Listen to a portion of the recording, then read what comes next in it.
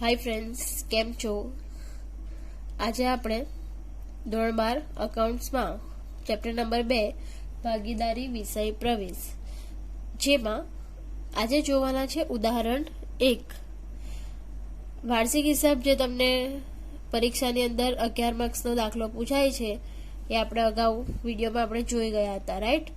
તો ખૂબ જ તમારે જો 11 માંથી 11 માર્ક્સ લાવવા હોય તો ખૂબ જ સારી રીતે શાંતિથી વિડીયો જોજો. સ્ટાર્ટ કરીશું. ઉદાહરણ 1. રામ અને શ્યામ 6:4 પ્રમાણમાં નફો નુકસાન વેચતા ભાગીદારો છે. 31/3/17 રોજના નીચે આપેલા કાચા સરવૈયા અને હવાલા પરથી પેઢીના વાર્ષિક હિસાબો તૈયાર કરો. ત્યાર પછી તમને દેખાય છે આ શું આપેલું છે? આપણને કાચું સરવૈયું આપેલું છે, આખું કાચું સરવૈયું છે, બરાબર? હવે કાચું સરવૈયું હમણાં નથી જોવાનું, પહેલા આપણે જોઈ લઈશું હવાલા જોઈ લઈશું, બરાબર? હવે જો હવાલામાં શું કરીશું આપણે, તો હવાલા વાંચતા જશું અને અંદર ટીક કાચા સરવૈયાની અંદર આપણે ટીક કરતા જશું. પહેલો હવાલો છે, આખર સ્ટોક 45,000 છે જેની બજાર કિંમત 10% વધુ છે. હવે આખરના સ્ટોક માટેનો નિયમ તમને ખબર છે કે આખરના સ્ટોકમાં બજાર કિંમત અને મૂળ કિંમત, બજાર કિંમત અને મૂળ કિંમત બેમાંથી જે ઓછી હોય તે લેવાની હોય છે, બરાબર? એટલા માટે જોઈએ તો આખરનો સ્ટોક 45,000 છે જેની બજાર કિંમત 10% વધુ છે. વધુ છે ઓલરેડી, આપણે વધુ તો આપણે લેવાનું જ નથી, આપણે તો ઓછી લેવાનું છે. એનો મિનિંગ કે આપણે કેટલા લેવાના છે? 45,000. ઓકે. હવે આખરનો સ્ટોકનો હવાલો એટલે કે અહીંયા આપણને કાચા સરવૈયામાં આખરનો સ્ટોક આપવામાં આવતો નથી. પરિણામે શું થાય છે કે તમે અહીંયા જે હવાલો હોય છે તે ઘણીવાર કરવાનું ભૂલી જાઓ છો. એટલા માટે એક કામ કરીએ કે આખરનો સ્ટોક એ આપણા માટે પેઢી માટે શું કહેવાય? મિલકત. મિલકતની કઈ બાકી આવે? ઉધાર બાકી. તો આપણે ઉધાર બાકીની અંદર અહીંયા જ આપણે લખી દઈશું આખરનો સ્ટોક કેટલો લેવાનો છે? 45,000. એટલે શું થાય કે જ્યારે આપણે આ ઉધારની આપણે એન્ટ્રી આપીશું ત્યારે આપણે આ એન્ટ્રી પણ સાથે આપણી અપાઈ જાય, એટલે એ હવાલો રહી ન જાય. આગળ હવાલા નંબર 2. ભાગીદારોને મૂડી પર વાર્ષિક 5% વ્યાજ આપવાનું છે તથા ઉપાડ પર 10% લેખે વ્યાજ વસૂલ કરવાનું છે. હવે શું કરીશું? તો મૂડીનો હવાલો છે, તો મૂડી જોઈએ અહીંયા.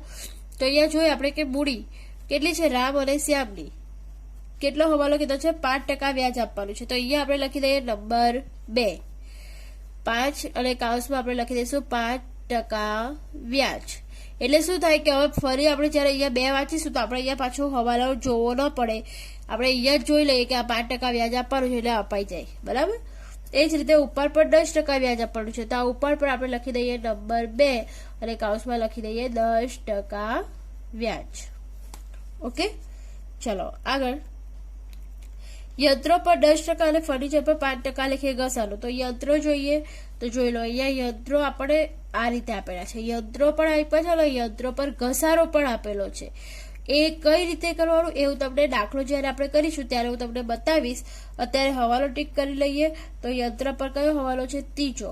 કેટલા ટકા ઘસારો કીધું છે? તો બાજુમાં કૌંસમાં લખી દઈએ 10% ઘસારો. આગળ ફર્નિચર પર 5% ઘસારો. તો અહીંયા ફર્નિચર છે ત્યાં લખી દઈએ હવાલા નંબર 3, કાઉન્સમાં લખીશું 5% ઘસારો. એટલે શું થાય, તમે આ રીતે અહીંયા જ લખી દો તો તમારે ફરીવાર અહીંયા હવાલો વાંચવાની જરૂર પડશે નહીં.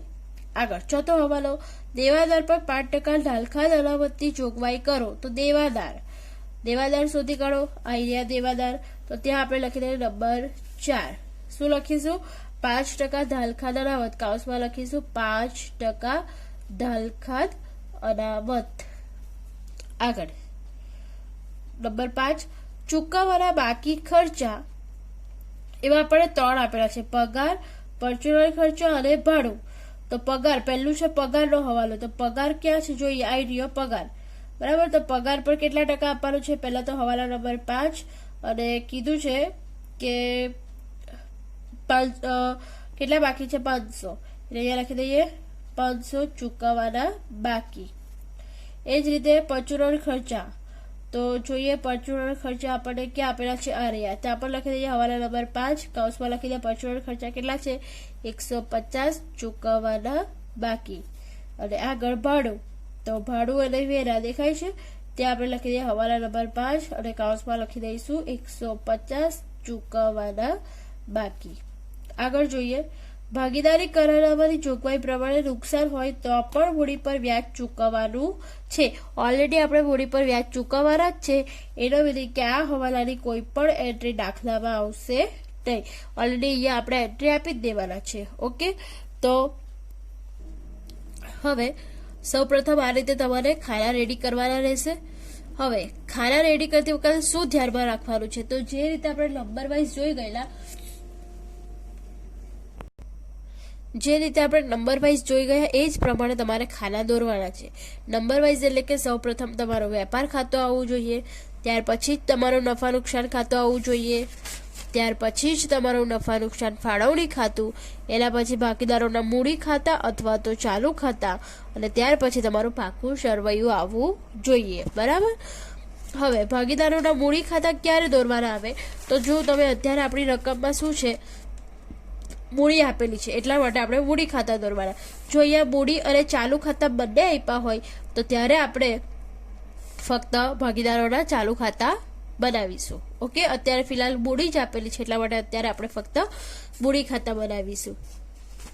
દાખલાની શરૂઆત કરીશું. હવે તો સૌપ્રથમ આપણે ઉધાર બાકી જોઈ લઈએ અને ત્યાર પછી જમા બાકી જોઈશું. હવે દાખલાની શરૂઆત કરતા પહેલા એક વસ્તુ ખાસ ધ્યાન રાખજો, ઉધાર બાકી અને જમા બાકી, આ તમને બે રકમ આપી છે, આ ઉધાર બાકી છે અને આ જમા બાકી આપી છે. બરાબર.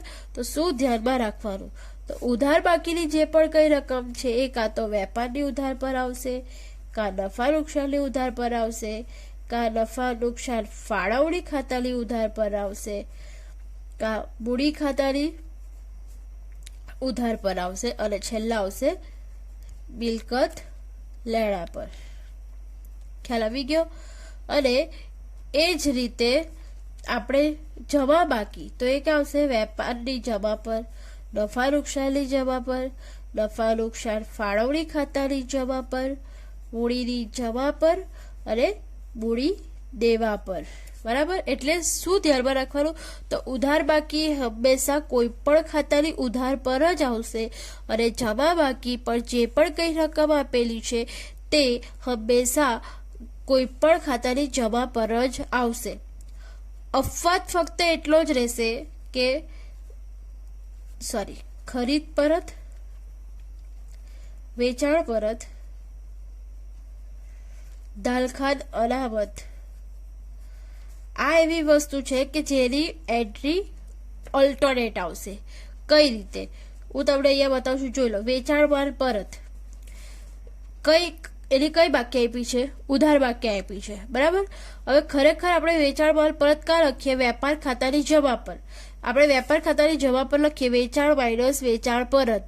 તો આ તો આપણે વેચાણ પરત તો આપણે જમા પર લખીએ છીએ અને વેચાણ પરત આપ્યું છે કે ઉધાર બાકી, એટલે આ ખ્યાલ આવી ગયો. પણ આપણે ખરેખર વેચાણ પરતને શું કરીએ છીએ, માઇનસ કરીએ છીએ. એટલા માટે આ ત્રણ જ એન્ટ્રી ફક્ત એવી છે કે જે ઓલ્ટરનેટ આવશે. એટલે જ્યારે પણ આ ત્રણ એન્ટ્રી આવે ત્યારે તમારે એને ઓલ્ટરનેટ એન્ટ્રી આપી દેવાની. ઓકે, તો હવે આપણે દાખલાની શરૂઆત કરીશું. હવે પહેલા ઉધાર બાકીઓ જોઈશું આપણે. તો ઉધાર બાકીમાં પહેલા છે ઉપાડ. ઉપાડ ક્યાં આવે, ભાગીદારોના મૂડી ખાતામાં. તો સૌપ્રથમ ભાગીદારોના મૂડી ખાતામાં ઉપાડ ઉધાર બાકી છે. મેં કીધું ઉધાર બાકી બધી ક્યાં આવે, કાં તો ઉધાર બાજુ આવે, એટલે ક્યાં આવશે મૂડી ખાતાની ઉધાર પર. ઉપાડ ક્યાં આવશે, મૂડી ખાતાની ઉધાર પર. તો લખી દઈએ ઉપાડ ખાતે. હવે રામ અને શ્યામ તો કેટલો છે 18,000 અને 16,000. હવે તારીખ, તો તારીખ કઈ આવશે, ઉપાડ હંમેશા ક્યારે થાય, તો છેલ્લી તારીખ આવશે 31/3/17. બરાબર. આગળ હવે અહીંયા શું કીધું છે, ઉપાડ પર હવાલો છે, બીજો હવાલો કે 10% વ્યાજ આપવાનું છે. તો એટલું યાદ રાખવાનું, જ્યાં ઉપાડ જાય ત્યાં ઉપાડનું વ્યાજ જશે. એટલે અહીંયા ઉપાડ છે તો એની નીચે આપણે ઉપાડનું વ્યાજ લખી જ દેવાનું. ઉપાડ પર વ્યાજ ખાતે 10% છે એટલે 18,000 ના 10% કરશો એટલે 1800 અને 16,000 ના 10% એટલે 1600. તારીખ સેવ આવશે 31/3/17. હવે હવાલાની હંમેશા કેટલી એન્ટ્રી આવે? 2 એન્ટ્રી આવે. બરાબર. તો એટલું યાદ રાખજો કે મૂડી ખાતાની બધી જ એન્ટ્રી બીજી જશે નફા નુકસાન ફાળવણી ખાતામાં. એક એન્ટ્રી મૂડી ખાતાની ઉધાર પર છે તો બીજી એન્ટ્રી નફા નુકસાન ફાળવણી ખાતાની જમા પર જશે. જો મૂડી ખાતામાં જમા પર એન્ટ્રી હોય તો બીજી એન્ટ્રી નફા નુકસાન ફાળવણી ખાતાની ઉધાર પર આવે. બરાબર. તો અત્યારે ઉપાડ પર વ્યાજ ઉધાર પર છે તો બીજી એન્ટ્રી ક્યાં જશે? નફા નુકસાન ફાળવણી ખાતાની જમા પર. તો આપી દઈએ પહેલા ઉપાડ પર વ્યાજ ખાતે. એક લાઈન આપણે છોડી દઈશું. ઉપાડ પર વ્યાજ ખાતે પહેલું છે રામ, બીજું છે શ્યામ. ઓકે. રામના છે 1800 અને 1600. અહીંયા લખી દઈએ. સોરી, માર્યાથી 1800 અને 1600. તમે ઇનર કોલમમાં લખીને ત્યાર પછી ટોટલ આઉટરમાં કાઢો તો પણ ચાલશે. બરાબર. ચાલો આગળ જોઈશું. દેવાદારો. દેવાદારો એ શું કહેવાય? મિલકત કહેવાય. તો મિલકત ક્યાં આવે? મિલકત લેણા પર. તો મિલકત લેણા પર લખી દઈશું દેવાદારો. હવાલો છે, કોઈ પણ હવાલો હોય એટલે એ રકમ હંમેશા ઇનર કોલમમાં જ લખવાની રહેશે. દેવાદારો આપણને આપ્યા છે 45,000 એટલે ઇનર કોલમમાં લખીશું 45,000. હવાલો છે ચોથો હવાલામાં શું કીધું છે કે 5% ધાલખાદ અનામત આપવાની છે. દેવાદાર પર 5% ધાલખાદ અનામત આપીશું. તો બાદ ધાલખાદ અનામત શું થાય? હંમેશા માઇનસ થાય. હવે દેવાદાર માઇનસ ધાલખાદ અનામત. હવે જોઈ લો, અહીંયા તમને ધાલખાદ અનામત આપણે કાચા સરવૈયાની પણ આપેલી છે. તો એ ધાલખાદ અનામત ક્યાં આવશે? આપણા ફોર્મેટમાં. એ ફોર્મેટ ક્યાં આવશે? નફા નુકસાન ખાતાની ઉધાર પર. એટલા માટે અત્યારે હવાલાની ડાયરેક્ટલી આપણે માઇનસ કરીશું તો 5%. તો 45,000 ના 5% કરશો એટલે તમારો જવાબ કેટલો આવશે?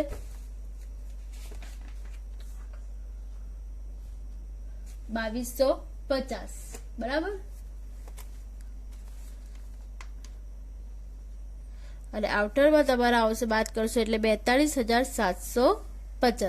હવે આ 2250 એ હવાલાના છે એટલા માટે આપણે એની બીજી એન્ટ્રી આપશું નફા નુકસાન ખાતાની ઉધાર પર.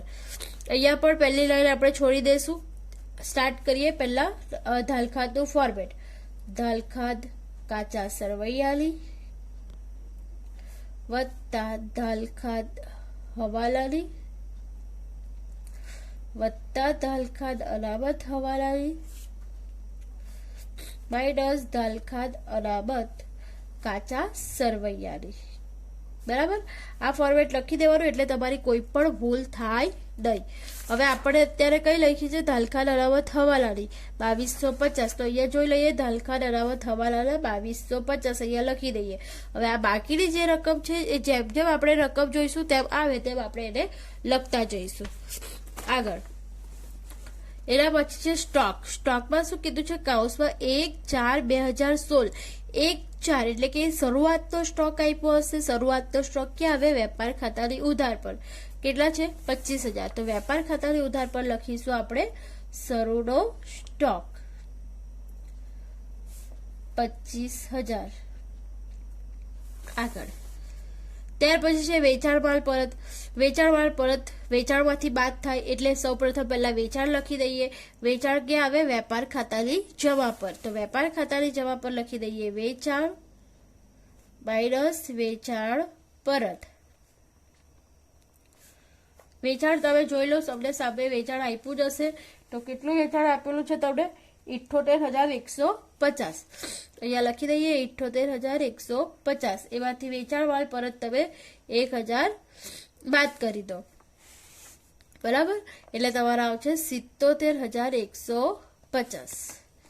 આગળ રોકડ શિલ્લક. રોકડ શિલ્લક એ શું કહેવાય? મિલકત કહેવાય. એટલે ક્યાં આવશે? મિલકત લેણા પર. તો મિલકત લેણા પર આપણે લખી દઈશું રોકડ શિલ્લક. કેટલી આપેલી છે? 10,000. આગળ ખરીદી. ખરીદી ક્યાં આવે? વેપાર ખાતાની ઉધાર પર. વેપાર ખાતાની ઉધાર પર લખી દઈએ ખરીદી, અને તમને સામે દેખાય છે ખરીદ માલ પરત, એટલા માટે આપણે લખી દઈશું માઇનસ ખરીદ પરત. ખરીદી આપી છે 60,000 માઇનસ ખરીદ પરત આપેલું છે 1500. તો ખરીદી 60,000 માંથી ખરીદ પરત બાદ કરો એટલે તમને મળશે 58,500. ઓકે, ચલો આગળ સ્ટાર્ટ કરીશું. હવે ખરીદી પછી આપેલું છે આપેલ વટાવ. હવે આપેલ વટાવ અહીંયા કયો શબ્દ છે? આપેલ. મેં તમને કીધું કે જ્યારે પણ આપેલ શબ્દ આવે એટલે એ એન્ટ્રી હંમેશા નફા નુકસાન ખાતાની ઉધાર પર આવે, અને મળેલ શબ્દ દેખાય તો તેની એન્ટ્રી ક્યાં આપવાની? નફા નુકસાન ખાતાની જમા પર. તો અહીંયા આપેલ વટાવ છે એટલે ખર્ચ કહેવાશે, એટલે ક્યાં આવશે? નફા નુકસાન ખાતાની ઉધાર પર. વિગતમાં લખીશું આપેલ વટાવ કેટલો છે? 500. આગળ ધાલખાત. હવે આ ધાલખાત કઈ છે? કાચા સરવૈયાની. તો આપણે ધાલખાતનું ફોર્મેટ ઓલરેડી બનાવેલું છે, એવા જોઈ લો. ધાલખાત કાચા સરવૈયાની દેખાય છે ત્યાં આપણે લખી દઈશું 400. આગળ યંત્રો, મોસ્ટ ઇમ્પોર્ટન્ટ હવાલો છે. યંત્રો કૌંસમાં ઓફિસ, એની સાથે આપણે કોઈ લેવા નથી, ફક્ત અત્યારે છે યંત્રો. નીચે શું આપ્યું છે? યંત્રો પર ઘસારો. અને ઓલરેડી આપણે ત્રીજો હવાલો પણ આપ્યો છે, બરાબર, કે યંત્રો પર 10% ઘસારો ગણવાનો છે. તો અહીંયા તો બે ઘસારા થઈ ગયા. તો ખાસ ધ્યાનમાં રાખજો, જ્યારે પણ કાચા સરવૈયામાં ઘસારો આપ્યો હોય તો એ ઘસારો યંત્રની અંદર ઉમેરી દેવાનું, અને ત્યાર પછી એના પર હવાલો ગણવાનો. તો પહેલા સૌપ્રથમ યંત્રો એ શું કહેવાય? મિલકત કહેવાય. એટલે મિલકત લેણા પર એની એન્ટ્રી આપીશું. તો યંત્રો કેટલા છે? 18,250. ઇનર કોલમમાં લખીશું 18,250 વત્તા યંત્રોનો ઘસારો. તો યંત્રોનો ઘસારો કેટલો આપેલો છે તમને? કાચા સરવૈયાનો કાઉસમાં લખીશું કાસ કેટલો છે? 1750. એટલે ટોટલ આવશે 20,000. હવે એના પર હવાલો ગણીશું. યંત્રોનો ઘસારો કાઉસમાં હવાલા. તો હવાલાના કેટલા ટકા કીધેલા છે જોઈ લો? 10%. તો 20,000 ના 10% એટલે આવશે 2,000. એટલે 2,000 બાદ કરીશું તો આઉટરમાં આવશે 18,000. આ ખાસ ધ્યાન રાખજો, આ યંત્રોનો ઘસારો કાચા સરવૈયાનો છે, એની એક જ એન્ટ્રી આવશે. પાકા સરવૈયામાં ઓલરેડી આપણે એને આપી જ દીધી છે. હવે બીજી આપણી એન્ટ્રી બાકી રહી તો યંત્રો પર હવાલાની એન્ટ્રી, જે ઘસારોની છે, બરાબર. તો આ હવાલાની એન્ટ્રી, હવાલાની 2 એન્ટ્રી આવે એટલે આ 2,000 ની બીજી એન્ટ્રી આપણે આપવાની છે. તો યંત્ર પર ઘસારો એ પેઢીનો ખર્ચ કહેવાય, એટલે નફા નુકસાન ખાતાની ઉધાર પર, બરાબર. એટલે નફા નુકસાન ખાતાની ઉધાર પર લખીશું યંત્રોનો ઘસારો કેટલો છે? 2,000. ભૂલથી પણ આ 1750 ની 2 એન્ટ્રી કોઈએ આપવાની નથી, કારણ કે એ કાચા સરવૈયાની છે. કાચા સરવૈયાની હંમેશા એક જ એન્ટ્રી આવે. ઓકે, ચલો આગળ. એટલે આ ફોર્મેટ ખાસ ધ્યાન રાખજો. યંત્રોનો ઘસારો કાચા સરવૈયાનો પ્લસ થાય અને હવાલાનો હોય તે માઇનસ કરવાનો. આગળ ત્યાર પછી છે ફર્નિચર. ફર્નિચર શું કહેવાય? મિલકત કહેવાય. એટલે મિલકત લેણા પર આવશે. તો અહીંયા લખીશું ફર્નિચર. કેટલું છે ફર્નિચર? 8,000 માઇનસ એના પર ઘસારો કેટલા ટકા કીધેલો છે? 5%. તો 8,000 ના 5% કરીશું એટલે આવશે 400.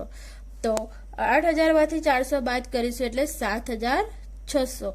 હવે આ 400 ની બીજી એન્ટ્રી ક્યાં આવશે? નફા નુકસાન ખાતાની ઉધાર પર.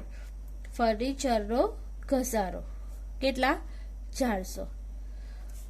ખાસ યાદ રાખજો, નફા નુકસાન ખાતાની ઉધાર પર કઈ કઈ એન્ટ્રી આવે?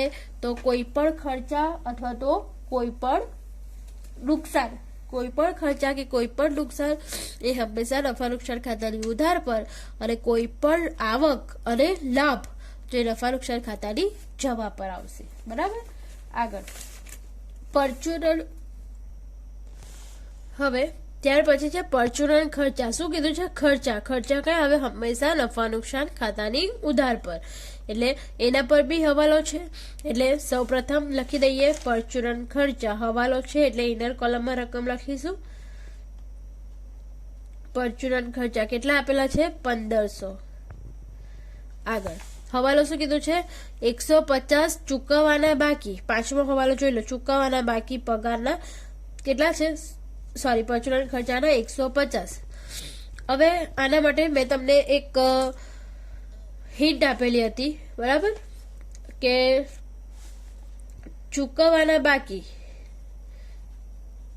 પછી અગાઉથી ચૂકવેલ, પછી ત્યાર પછી આપણે જોઈ ગયેલા હતા મળવાના બાકી અને અગાઉથી મળેલ. ચૂબા પ્લસ ચૂકવવાના બાકી એટલે ક્યાં આવશે આપણો મૂડી દેવા પર. અગાઉથી ચૂકવેલ માઇનસ મિલકત લેણા, મળવાના બાકી પ્લસ મિલકત લેણા, અગાઉથી મળેલ માઇનસ મૂડી દેવા. આ મેં તમને મોડે કરવા માટે કીધું હતું, બરાબર, કે ચૂબા પ્લસ મુદે, અચુ માઇનસ મિલે, મબા પ્લસ મિલે અને અમ માઇનસ મુદે.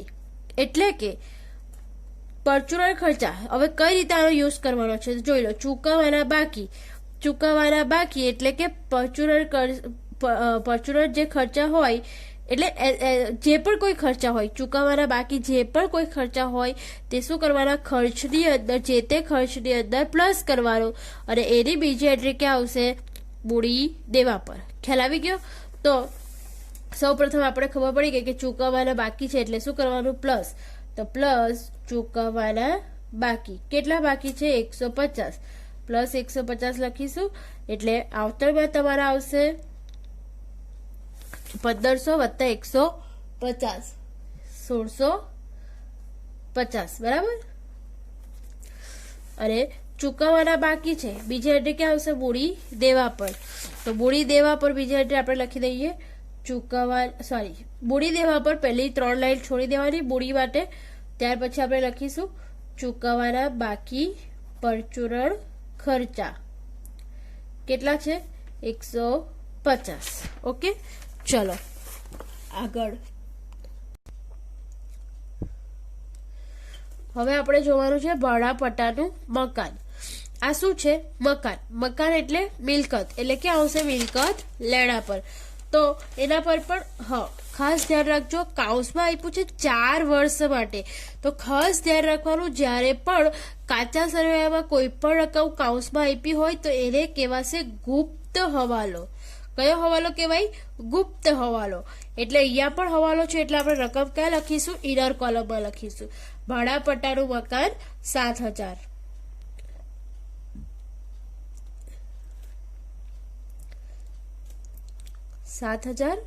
અને શું કીધું છે 4 વર્ષ માટે. તો એનો મિનિંગ કે હવે ભાડાપટ્ટાનું મકાન 4 વર્ષ માટે કીધું છે. 4 વર્ષ માટે એટલે શું કે 4 વર્ષ માટે માંડી વાળવું. એટલા માટે આપણે કરીશું માઇનસ માંડી વાળેલ.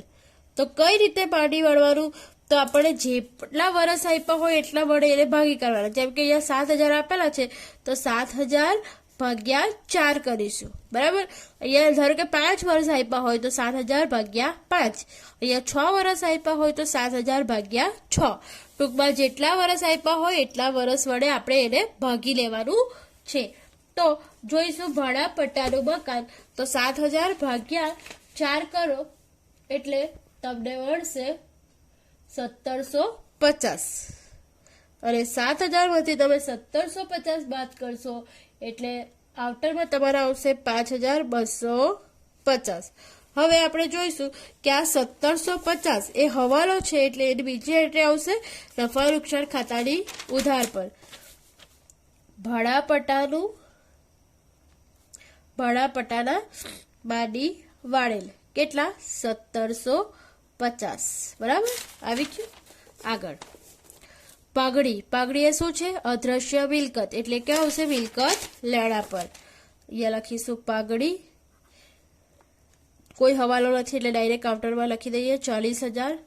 આગળ વેપાર ખર્ચ, મોસ્ટ આઈએમપી. અહીંયા વેપાર સમજીને ઘણા સ્ટુડન્ટો વેપાર ખર્ચ વેપાર ખાતાની ઉધાર પર લખે છે, પણ એવું નથી કરવાનું. મેં તમને અગાઉ આપણા જે હવાલાના વિડીયો હતા ત્યારે પણ મેં સમજાવેલું હતું, અને એ વિડીયો નહીં જોયા હોય તો એકવાર જોઈ લેજો એટલે તમને આવા જે પણ કોઈ પોઈન્ટ હશે તે તમને ક્લિયર થઈ જશે, બરાબર.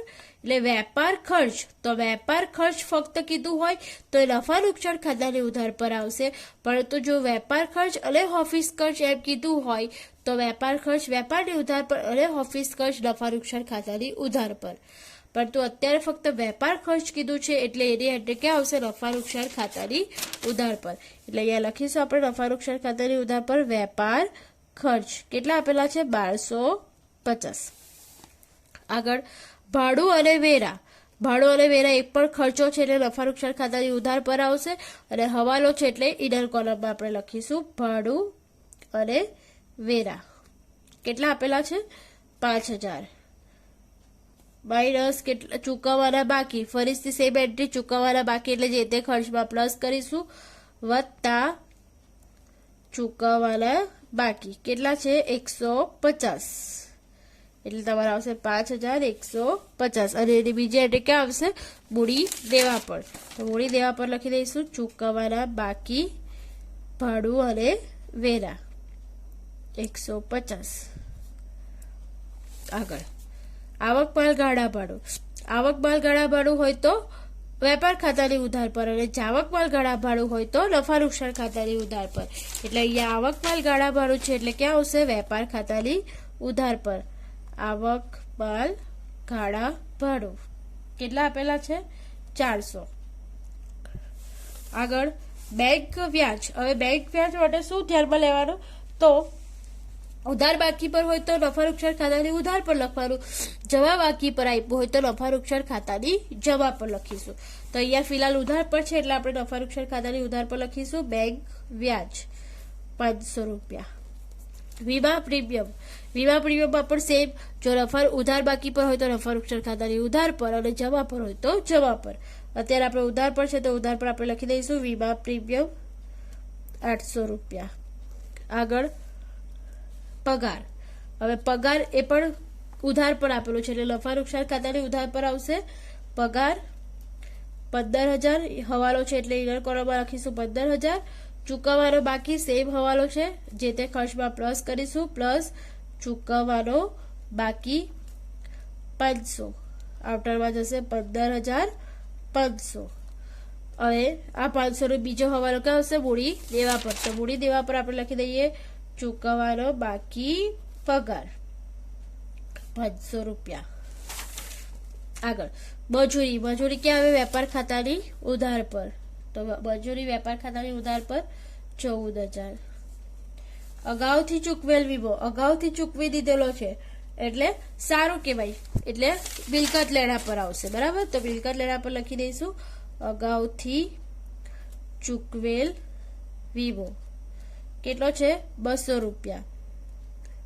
હવે આગળ આખરનો સ્ટોક એ આપણે અગાઉ જોઈ ગયા સ્ટાર્ટિંગમાં કે હવાલો છે 45000 લેવાના છે. હવાલો છે એટલા માટે આખરના સ્ટોકની 2 એન્ટ્રી આવશે. એક એન્ટ્રી આવશે વેપાર ખાતાની જમા પર. વેપાર ખાતાની જમા પર લખીશું આખર સ્ટોક કેટલો? 45000. અને બીજી એન્ટ્રી આવશે મિલકત લેણા પર. તો મિલકત લેણા પર જોઈ લઈએ. મારી પાસે અહીંયા જગ્યા નથી એટલે અહીંયા જો લઈ લઈએ આપણે.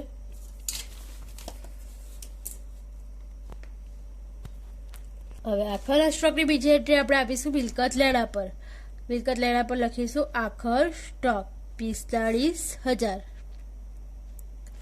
આગળ અહીંયા ઉધાર બાકીની બધી જ એન્ટ્રી પૂરી થઈ ગઈ છે. હવે આવશું જમા બાકી.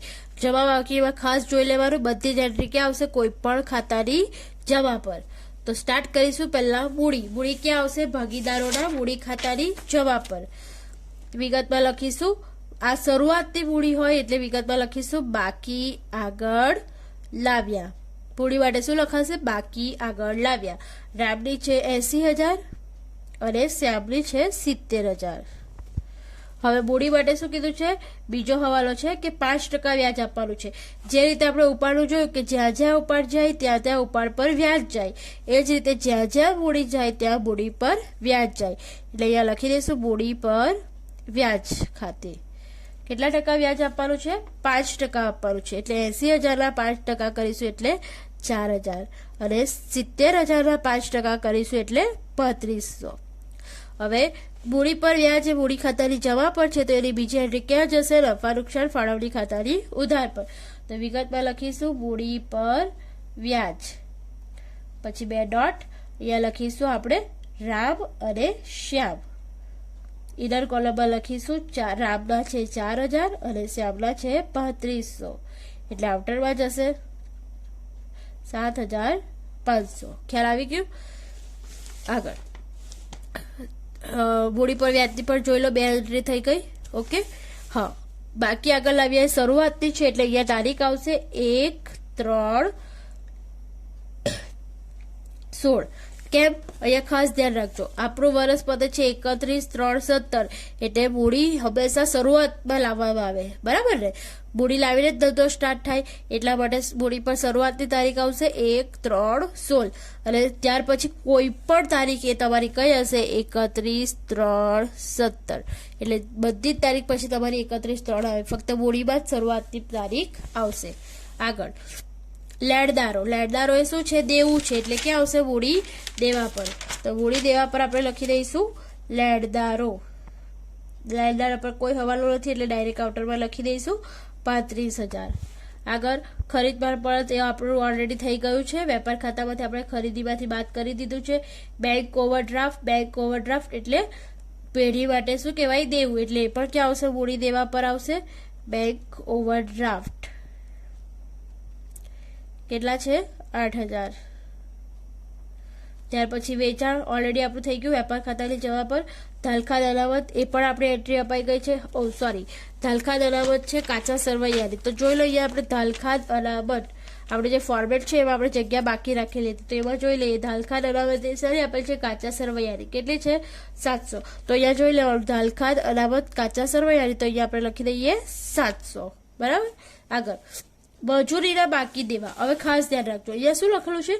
મજૂરીના બાકી દેવા. અહીંયા 2 શબ્દ, મજૂરી પણ છે અને દેવા પણ છે. તો સૌ પ્રથમ તમે એવું વિચારશો કે મજૂરી છે એટલે મજૂરી ક્યાં આવે? તો વેપાર ખાતાની ઉધાર પર, એટલા માટે તમે મજૂરીના બાકી દેવા અહીંયા લખી દેશો. પણ એવું નથી, અહીંયા એવું નથી વિચારવાનું. આપણે શું વિચારવાનું? અહીંયા તો ફક્ત દેવા આપણે વિચારવાનું કે મજૂરીના બાકી દેવા, એટલે કે દેવા છે તો દેવા કાં આવે? મૂડી દેવા પર, એટલે મૂડી દેવા પર આપણે લખીશું મજૂરીના બાકી દેવા.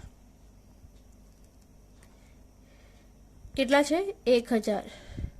આગળ ગીતાની 8% લોન. મોસ્ટ આઈએમપી હવાલો, વારંવાર પૂછાય છે આ હવાલો, એટલા માટે ખાસ ધ્યાન આપજો. ગીતાની 8% લોન. સૌ પ્રથમ તો આપણે કોઈની પણ પાસેથી લોન લઈએ એટલે પેઢી માટે શું કહેવાય? દેવું, એટલે મૂડી દેવા પર પહેલી એન્ટ્રી આવશે. તો લખી દઈએ આપણે મૂડી દેવા પર ગીતાની 8% લોન. તો કેટલી છે? 15,000. હવે ગીતાની લોનની ગણતરી કઈ રીતે કરવાની છે તે જોઈ લઈએ આપણે.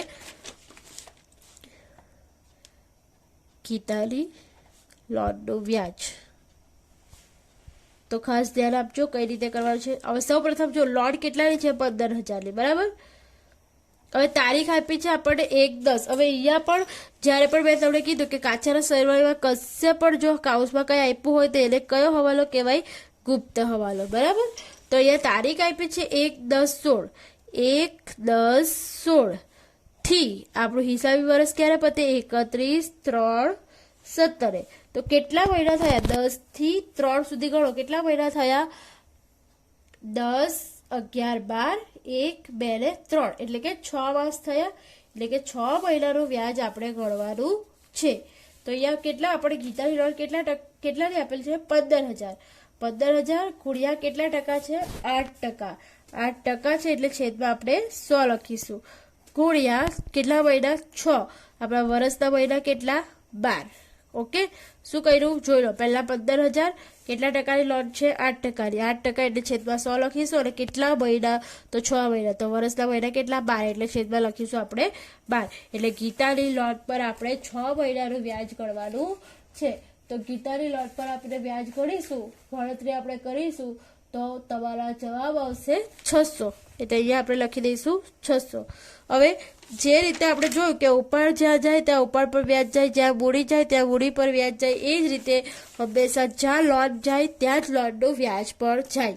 એટલે અહીંયા લખીશું ગીતાની લોનનું વ્યાજ કેટલું આપણે શોધ્યું 600 રૂપિયા.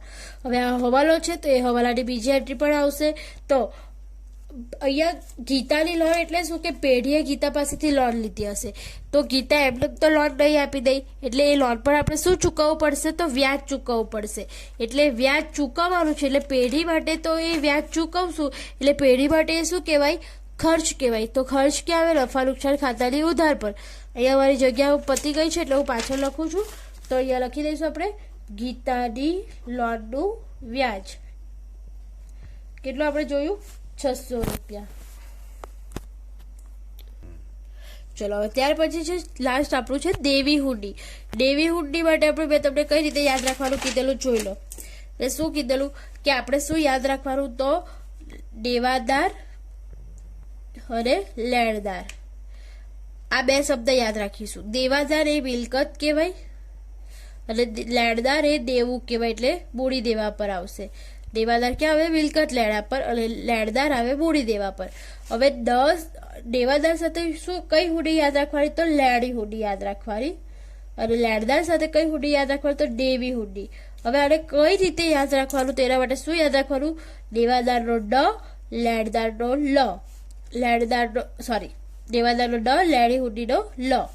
એ જ રીતે અહીંયા લેણદારનો લ દેવી હુંડીનો ડ એટલે ઓલ્ટરનેટ યાદ રાખવાનું છે દ સાથે લ સાથે દ. પણ તમારે પહેલા આ તો યાદ રાખવું જ પડશે કે દેવાદાર એ મિલકત લેણા પર આવે અને લેણદાર મૂડી દેવા પર આવે તો તમને આ હુંડી કઈ જગ્યાએ આવે તમને ચોક્કસ ખબર પડશે. બરાબર. તો હવે દેવી હુંડી તો દેવી હુંડી ક્યાં આવે તો મૂડી દેવા પર આવે. ખ્યાલ આવી ગયો. તો મૂડી દેવા પર આપણે લખી દઈશું દેવી હુંડી કેટલા છે 200. ઓકે. હવે જોઈ લો અહીંયા બધી જ આપણી જવાબ બાકી બધી જ એન્ટ્રી આપણી પતી ગઈ છે. હવાલા પણ આપણે લગભગ બધા જ આપણે જોઈ લીધા છે. તો હવે સૌપ્રથમ શું કરીશું આપણે ટોટલ મારીશું. ટોટલ પર કઈ રીતે મારવાનું સૌપ્રથમ આપણે જે રીતે ખાના બનાવ્યા છે એ જ રીતે આપણે એના ટોટલ મારીશું. તો સૌપ્રથમ આપણે વેપાર ખાતાનું ટોટલ મારીશું. તો વેપાર ખાતાનું ટોટલ જોઈ લેવાનું કે કોનું વધારે આવે છે. બરાબર. તો જોઈ લો અહીંયા વેપાર ખાતામાં અહીંયા 77,150 અને 45,000 છે. અહીંયા આજે બંને બાજુ શું કરવાનું તો તમારે શું કરવાનું બંને બાજુ ટોટલ મારવાનું અને જે બાજુ પણ વધારે હોય નહીં યાદ રહી તો પેન્સિલથી અહીંયા લખી દો કે ઉધારનું ટોટલ આટલું છે જવાનું ટોટલ આટલું છે. બેમાંથી જેનું પણ ટોટલ વધારે હોય એનું પહેલા તો ટોટલ મારી દો. બરાબર. તો અહીંયા આપણે જોઈશું તો તમારું વેપાર ખાતાનું ટોટલ આવે છે 1,22,150. તો અહીંયા આપણે લખી દઈએ 1,22,150. બંને બાજુ ટોટલ આપી દઈએ 1,22,150. અહીંયા વેપાર ખાતાનું આપણે જવાનું ટોટલ જોયું 1,22,150. હવે એમાંથી આપણે આ ઉધારનું ટોટલ આ ઉધારની બધી જ રકમ બાદ કરીશું 25,000 58,500 400 અને 14,000 એટલે આપણે વેપાર ખાતાની ઉધાર પર મળશે કાચો નફો. અહીંયા આપણે એ કાચો નફો આપણે ક્યાં લઈ જવાનો છે ત્યાર પછીના ખાતામાં એટલે ક્યાં લઈ જશું નફા નુકસાન ખાતે લઈ જશું. એટલે અહીંયા વિગતમાં આપણે લખીશું નફા નુકસાન ખાતે કાઉસમાં કાચો નફો. તો તમે 1,22,150 માંથી આ બધી જ રકમ બાદ કરશો એટલે તમને મળશે 24,250. આ જે રકમ મળી એને આપણે રાઉન્ડ કરી દઈશું.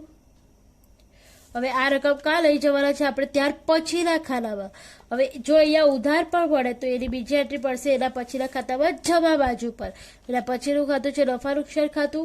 તો અહીંયા આપણે લખીશું અહીંયા હવે આપણે કદથી રકમ લાવવાના છે તો વેપાર ખાતેથી લાવવાના છે એટલે અહીંયા આપણે વિગતમાં લખીશું વેપાર ખાતે. જે રીતે અહીંયા આપણે લખ્યું કે આ રકમ આપણે ક્યાં લઈ જવાના છે નફા નુકસાન ખાતે તો અહીંયા વિગતમાં લખવાનું નફા નુકસાન ખાતે.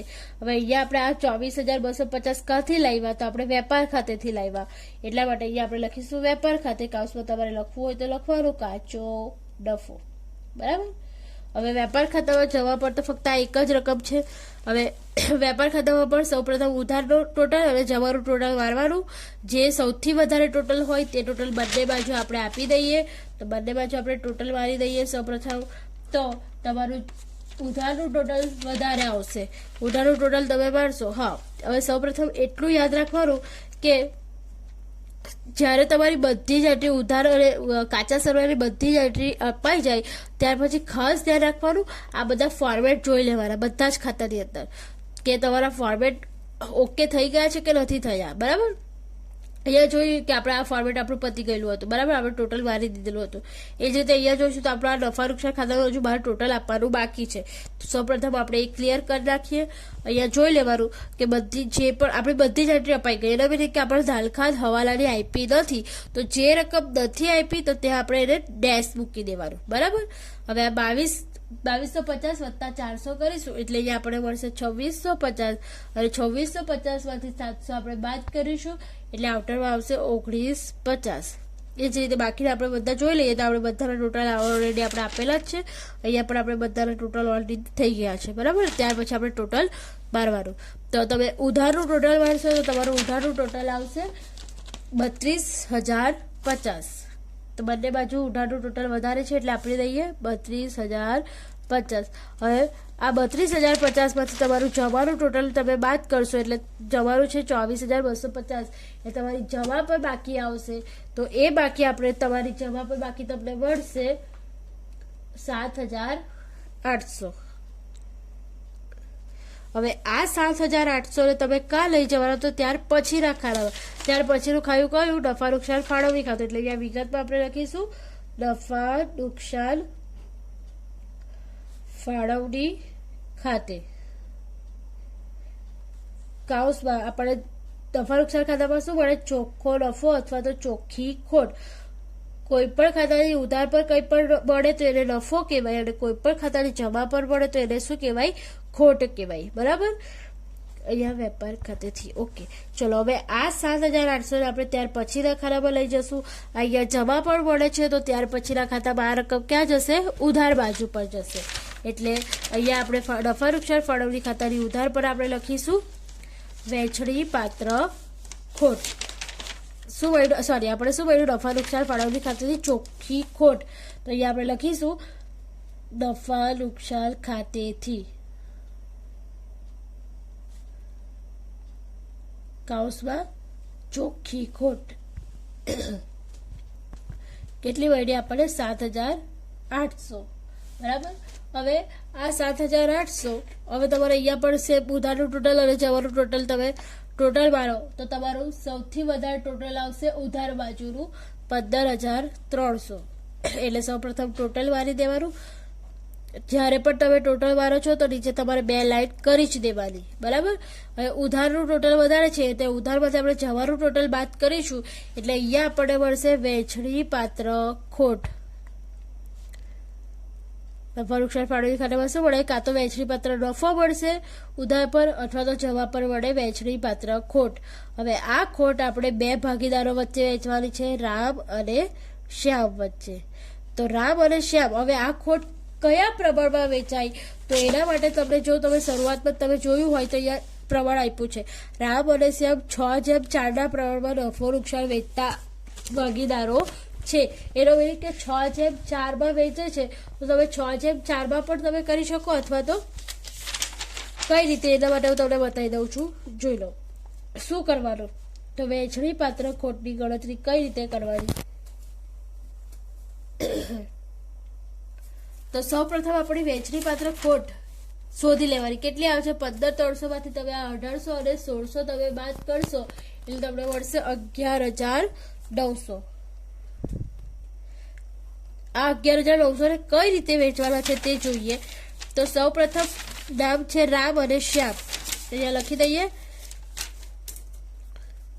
રામ અને શ્યામ.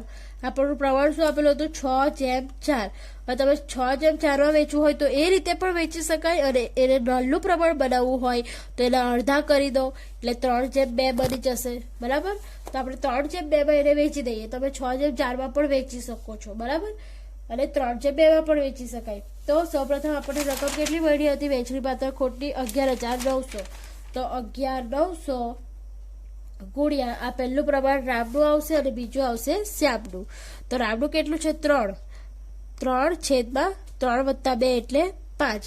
11,900 ગુણ્યા 3/5 એટલે તમારે આવશે 7,140.